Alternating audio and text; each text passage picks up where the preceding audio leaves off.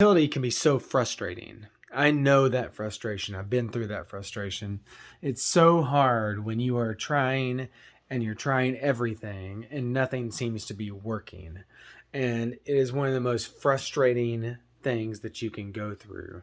I'm going to talk about this for the next 3 minutes, but I want you to know that I understand that frustration. I was there, and when my wife and I were trying, it was well over a year. Nothing was working, and it was just awful. And I think the most frustrating part is that nobody ever tells you what to expect. So when we got started, everybody just assumed, right? You just assume that you're going to be able to get pregnant immediately. And so you try, and then there's all these feelings of frustration of like, I'm doing something wrong. I did something wrong. It's something wrong with me. And it ends up, all this goes through your mind of what have I done wrong? Even though it's not your fault, it still goes through your head. And then, like we went to a church, and at the church, everybody had lots of kids, lots of babies. This was up in Alaska, and people would have 5 or 6 kids. And then you really feel off because it's like, well, I want to go to a church with all these people who have all these children. What's going on? And I think that the most frustrating part through all that is then you go to the doctor, and the doctor tells you there's nothing wrong with you. And you're not actually infertile because it hasn't been long enough. And you're like, well, I'm still not having a baby.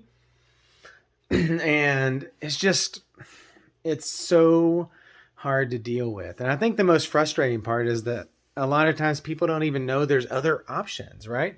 I mean, I'm an acupuncturist. And at the time, I did some treatments, but I didn't do nearly as much as I would now. Like now I have this very high success rate for fertility. But then it was like my own family. And it's like, well, because I was in it too far. When you get in something and you're like, you can't see out of the box, that's exactly where I was at.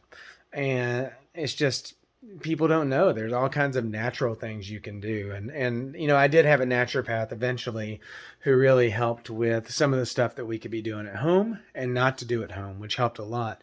But in the beginning, like, there was no guidance. You just kind of had to figure it out yourself. And so I think, finding resources to be able to know exactly what can be done and that there are options is really important. And then seeking out those resources. So finding those resources, seeking them out, whether it's a book, whether it's a diet, whether it's a practitioner, and knowing that there are ways for it to work out. So, yeah, that's what I wanted to say today.